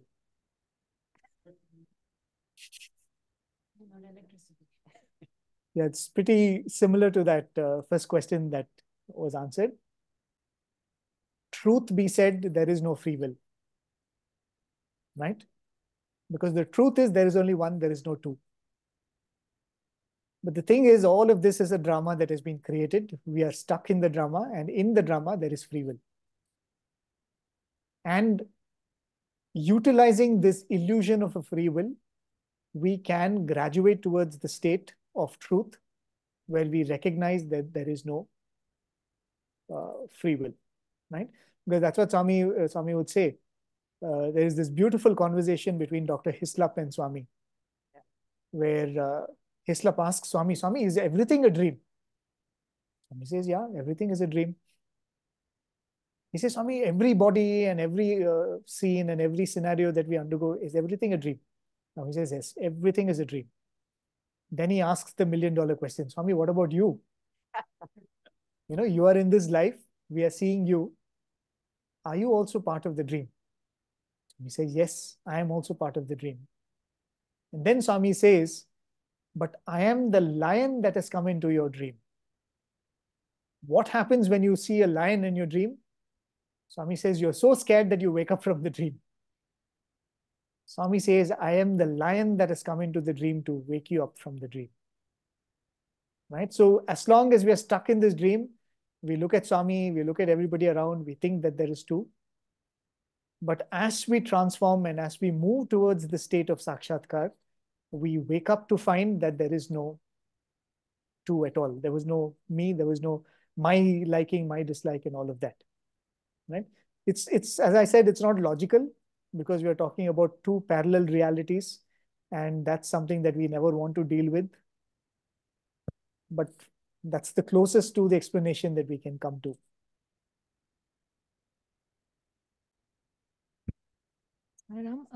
Do anybody here have any questions that you'd like to ask Brother Prem? Any more questions?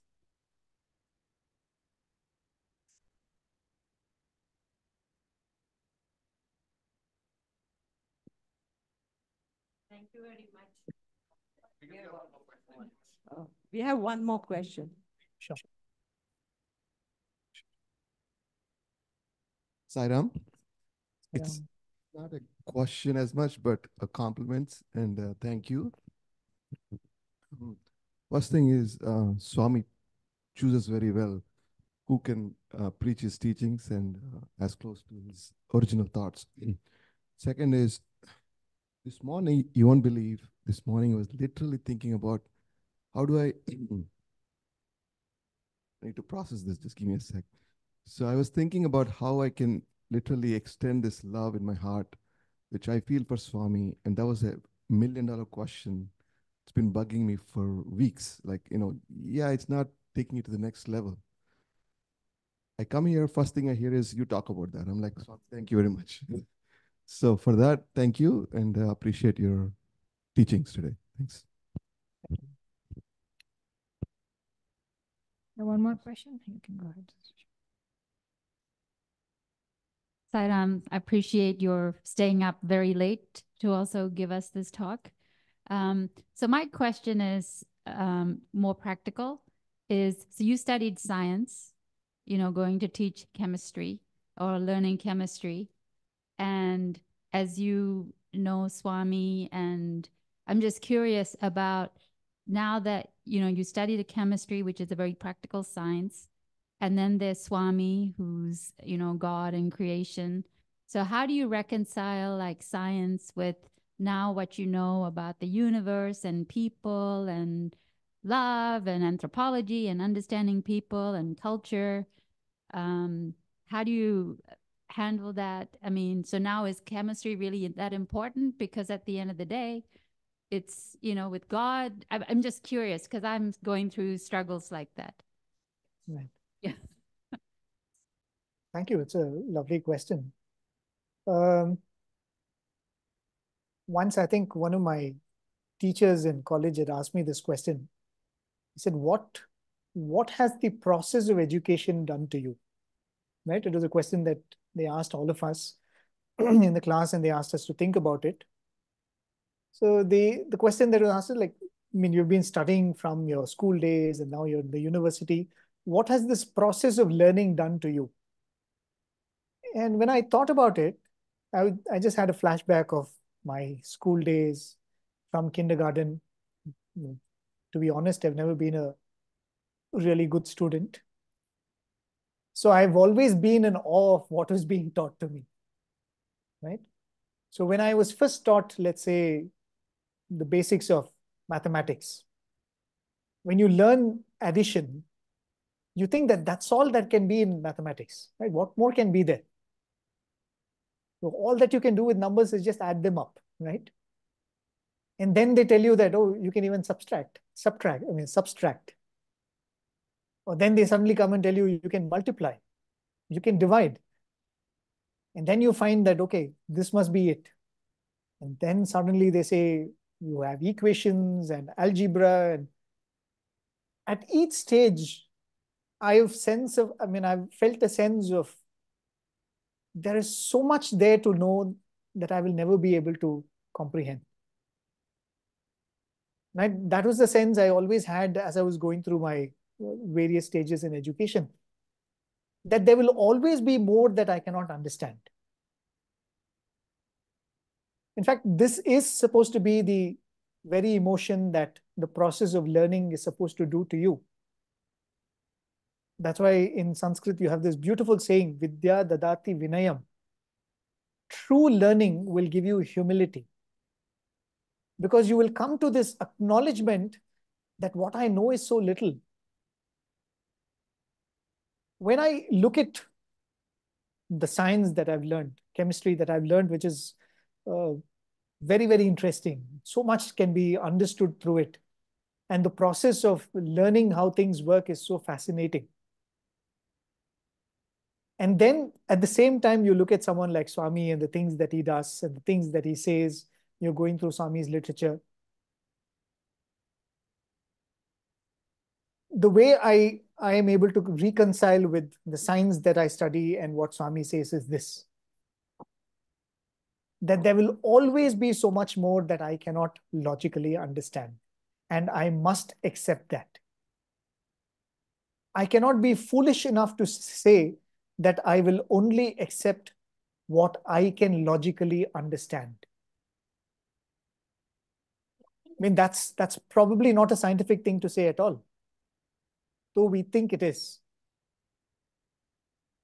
If you ask me, do you believe in the theory of relativity, or do you believe in string theory, or do you believe in the chaos theory or something? To sound like a scientific person, I'll say yes. But what is that belief based on, or what is that understanding based on? I have zero knowledge of any of these concepts that I've told you.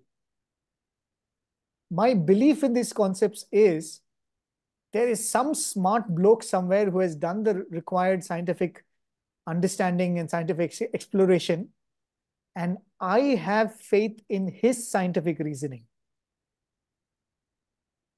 Which means I have not understood everything that I believe in. I have found a person in whose understanding or in whose process of learning I can place my faith. So technically speaking, what we speak of scientific understanding and scientific temperament is actually so much based on faith, and we don't acknowledge that enough. And when we look at what Swami is saying, Swami says that all of the science that you are talking about is like a speck of what is there to understand. And it is so really fascinating. It is so really fascinating if you look at it, as a student of science. If I were to do one biochemical reaction in the laboratory, It'll take me a few weeks. It'll take me so many chemicals. It'll take me plenty of glassware and so much of hard work. After that, my yield percentage will be like, say, 80% or 70% or even lesser. One biochemical reaction. And even as I'm sitting here and talking to you, a few trillion such biochemical reactions are happening in this body. Just for me to formulate my thoughts into words and express them. And as a student of science, that fascinates me. Like, oh my God, so many such reactions that I struggle to do in the laboratory are happening right now. And it fills me with awe that I have come face to face with that force which is making this happen. It fascinates me that I have, in this lifetime, experienced the love of that source from which all of this has come. And all the science that I speak about and I claim to have understood is like a really, really small speck compared to what Swami is and what Swami tells us. Right? So there are many, many things that I read from Swami's literature or from general spirituality, which I will never be able to understand. But just like how I have placed my faith on a person with scientific temperament, and I am ready to willingly accept his scientific understanding as my own, I read Swami's literature with me placing my faith on his wisdom and willing to accept what he says, even though today I don't completely understand it or comprehend it, with the hope that one day I will come to understand it better. Right? So I actually feel no contradiction between the two. So I think that's the long winding answer to the question. I don't know if it made sense. Saram, if you don't mind just sharing one thought what Swami has said about science and spirituality. Sure. Science is like a letter C. It's an open-ended. It can never take you anywhere. It's you keep exploring, keep on exploring, new things come, and that's the state of science today, even today. But spirituality, you start from one point and you end up the same point. We started from Swami and we have to go back to Swami. That's how the spirituality Swami has defined very beautifully, even people like me to understand. Being trained in science, this idea just strikes me very, very practical. Thank you. Sairam, your speech was very wonderful and beyond my, imagination. One simple question, which I'm not exception to it. I also experience it and I also get joy out of it. When we say that we doing Swami's work, we see Swami in every person. And still, when we are doing bhajans or if the flower falls, we say Swami showed the presence. Or when we are doing any prayer, we say, Swami, please show your presence to us. Or we see the vibhuti coming. My question is how we get over it and see the Swami is always there in our life without getting so much attached to his form still now. Thank you. I am not an exception to it. I also get carried away with all of it. I am not an exception to it either. So the thing is, I remember there was a beautiful interaction that we had with Swami in my final year of masters. When we were sitting around Swami and Swami was talking to us, and precisely pretty much this question that one of my classmates had asked Swami. He said, how do we experience Swami every day and everywhere? Right? We were all graduating, we were leaving Swami's college. So this was a question that was in the minds of all of us. how do we continue to live in Swami's presence? Because when you're in Prashantinilayam, when you're a student, you have Swami in front of you to get some kind of a visual feedback for whatever you're doing for him. Now we are moving away from the physical form. How do we find him everywhere, right? Swami very beautifully, very simple example Swami gave. We were sitting around Swami and so we were doing Padaseva for Swami. And Swami pointed to the boy who was pressing Swami's feet. And Swami said, see this boy, he thinks that he is pressing Swami's feet. He was. Swami said he is sitting there and he is feeling that I am doing Padaseva for Swami. And this thought is giving him so much joy. Swami said, imagine if there was another old man sitting here. Would he find the same joy? The act is the same, but the feeling is different. What you draw out of that is different.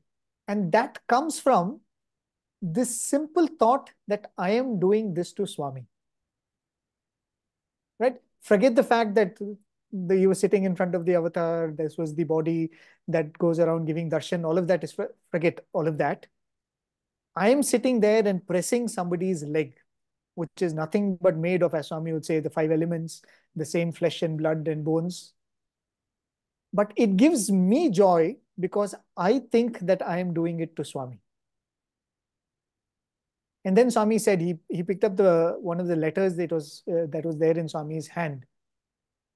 And Swami said, see, this piece of paper is also God. This piece of paper is as much God as this body is. But because in your mind, this is a piece of paper and this is Swami, you see the difference. So as long as our mind is in this state, where even though Swami is there right now all around us, we need a manifestation of his presence to recognize it.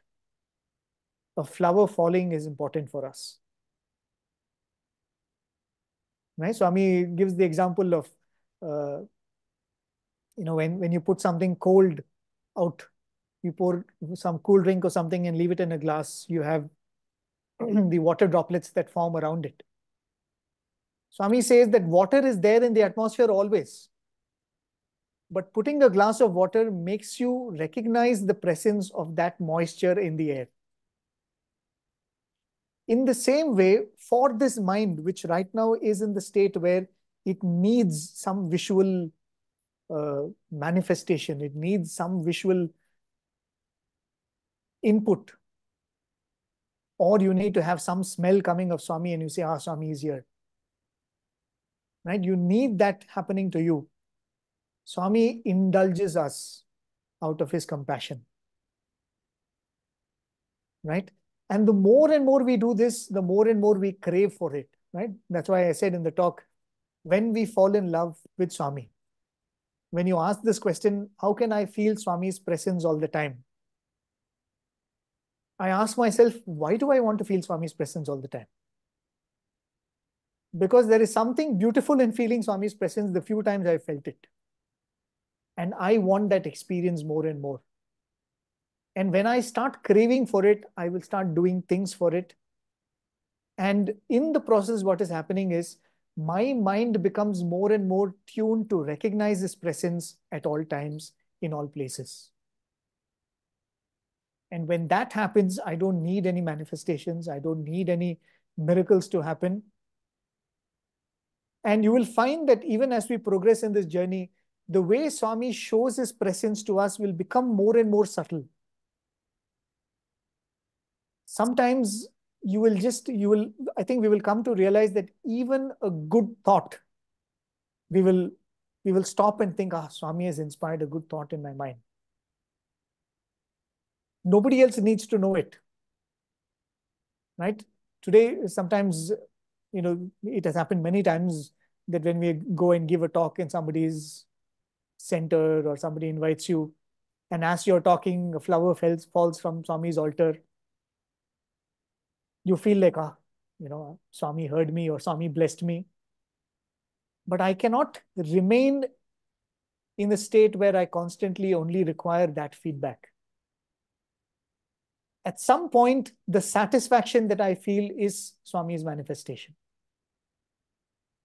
I must graduate towards that state. Right? Nobody else needs to know. Because a flower falling when I'm speaking, everybody along with me knows that I've given a good talk.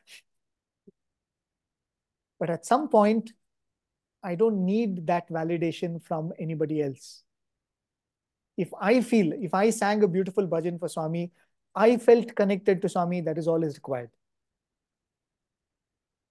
I did a small act of love. There was nobody to see it.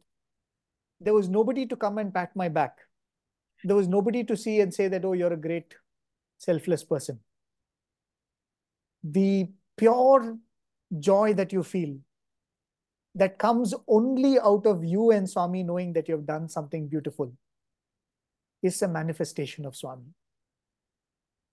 I feel slowly we will all be moving towards this state, whether we acknowledge it or not, or recognize this or not. I think we all are in this journey. We are moving towards recognizing Swami in everything. So I think it's okay to feel that, oh, I want this. Okay to feel happy if something like this happens. Let us not think less of ourselves because this happens. But I think slowly we all are moving towards a state where we see that, as Swami beautifully told one of my classmates, when he came as part of a youth group, Swami, they all asked Swami, how do we feel your presence? Swami said, do you feel your presence? Swami said, if you feel your presence, you feel my presence. Right? We will come to that state where I am, so he is. Me merely being existent is a proof of Swami's presence for me. I think slowly we will all get there. Brother, thank you.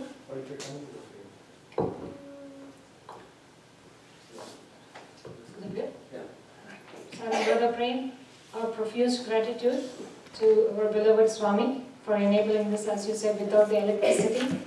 Truthfully, this would not have happened.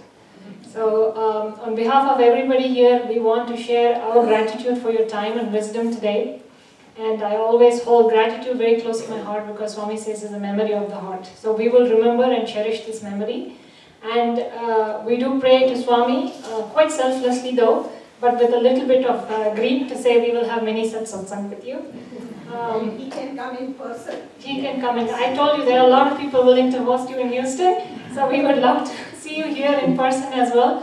But thank you so much. I know it is very late in the day for you, making this time and being so easy on us for facilitating this. I want to thank on behalf of everybody here, but we immensely enjoyed.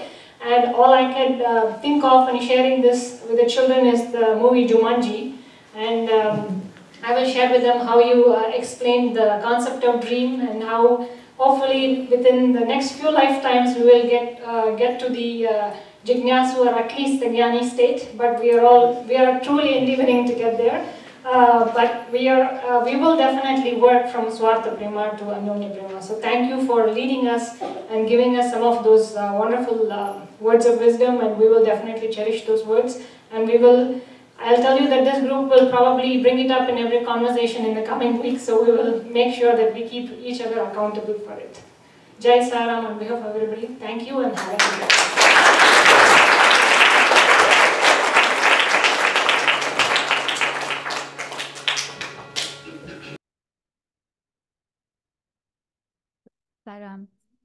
So thought for the day. How should we serve and what is the attitude to avoid while we serve? Bhajan lovingly reminds us and guides us today. All beings are like flowers that bloom and fade before the day is over. But like this garland you offered me, when I come amidst you, they are strung on one eternal indestructible thread. And the thread, sutra, called the divine Brahman, established this non-dual attitude, Bhava Advaitam, in your mind. It will render your service more enjoyable, more fruitful, more sweet, and pleasant to the recipient. Without that attitude, Paropakaram, doing good to others, becomes help doled out to lesser men and poorer folk by superior persons. All such help will be suspected and resented. It is contaminated at the source as well as at the destination. Of course, one should not treat all equally or have the same prescription for all. Serve each according to the specific need and capacity so they benefit by their help. The divine, Antaratma, is the same in all, but you should not give a knife into the hands of a madman or the gold necklace to a child. The child will cast it away. The madman may gash someone's throat. Divine Discourse, November 4th, 1965. Sairam. Jai Bolo Bhagwan Sri Sathya Sai Baba Ki Jai.